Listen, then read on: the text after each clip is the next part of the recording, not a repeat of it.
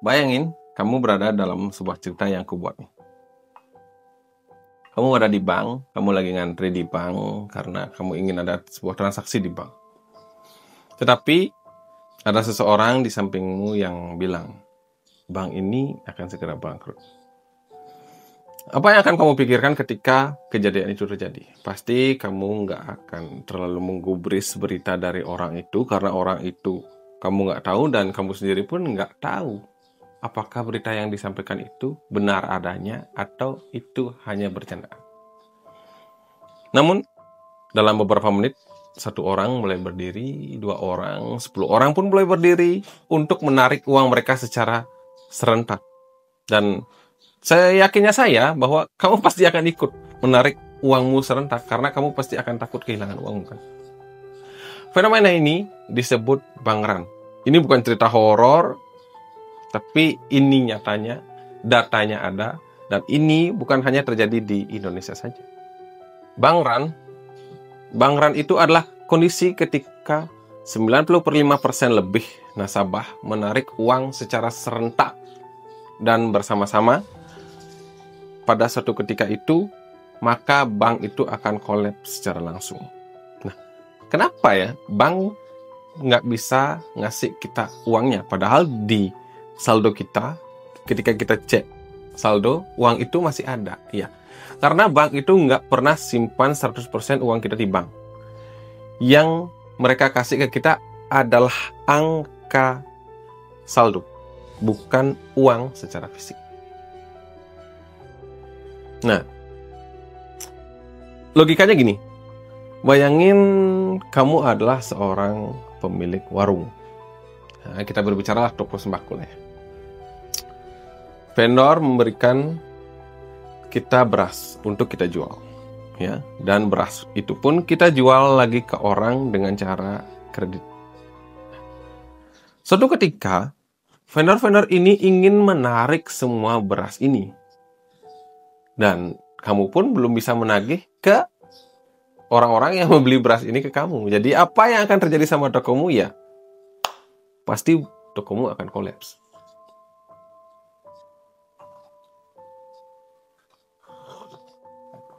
Pada tahun 1998, terjadi krisis hebat yang melanda Indonesia. Rupiah terjun bebas, harga-harga naik gila-gilaan. Apa yang terjadi? Orang-orang yang nyimpan uang di bank menarik uang mereka secara serentak karena mereka takut nilai rupiah akan terus-menerus merosot. Sehingga mereka ingin mengkonvert uang yang mereka taruh di bank ke berbagai instrumen lain yang mungkin bisa menyelamatkan pada saat itu. Nah, ketika terjadi beberapa orang, bahkan banyak sekali orang mengambil jalur itu, maka bank run pun terjadi. Dan bahkan banyak sekali bank-bank kolaps dalam semalam. Nah, uniknya di sini, orang yang mempunyai uang 100 juta, 50 juta, mungkin masih bisa mendapatkan 10% dari uang yang mereka simpan. Misalkan yang 50 juta masih mendapatkan 5 juta. Uang yang 100 juta masih mendapatkan 10 juta. Bayangin nih, yang paling kena dampaknya itu adalah rakyat kecil yang dimana dia menabung dikit demi sedikit, mungkin 10.000 per hari, 50.000 per hari. Dan ketika mereka tarik tabungannya mereka nggak dapat sama sekali uang yang mereka simpan dengan hasil jerih payah kerja mereka. Di 2008 ada gosip tentang Bank Senturi. Bank ini memiliki gosip bermasalah. Orang-orang yang menyimpan uang di bank langsung menarik uang pada saat itu juga. Dan bank ini pun hampir kolaps. Sampai akhirnya pemerintah pun ikut turun tangan mengeluarkan bailout sebanyak 6,7 miliar untuk menyelamatkan Bank Senturi. Namun kebijakan ini membuat masyarakat geram dan marah.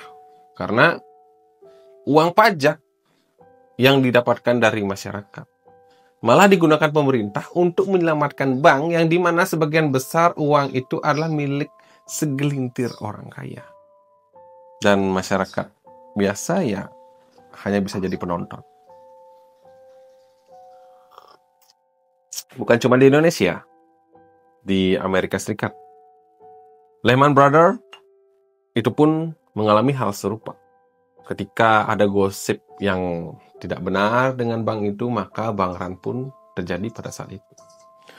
Kasus-kasus yang terakhir ini mungkin adalah Silicon Valley yang terjadi di tahun 2003. Di 2023 itu banyak sekali startup menaruh uang di sana. Dan karena tidak bagusnya dalam mengelola dana, banyak sekali startup yang menarik uangnya dari sana. Jadi apa yang terjadi? Ya, bank yang sebesar itu pun kolaps dalam hanya beberapa jam saja. Ada dua hal yang benar-benar bisa kita ambil dari cerita kita tadi. Bahwa faktanya bank nggak nyimpen 100% uang kita di bank. Itu yang pertama.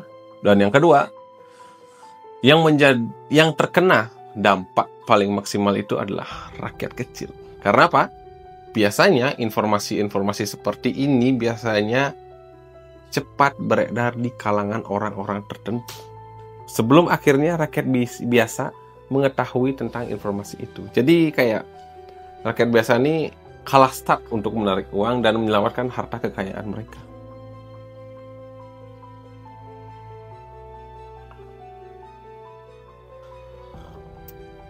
Bank run ini bukan hanya sekedar cerita. Ini sudah terjadi dan datanya ada. Dan bank run ini bisa terjadi kapan saja. Bayangkan seperti ini. Seandainya besok pagi ketika kamu baru bangun dan mendengar bahwa ada sebuah bank yang kolaps, apa yang akan kamu lakukan?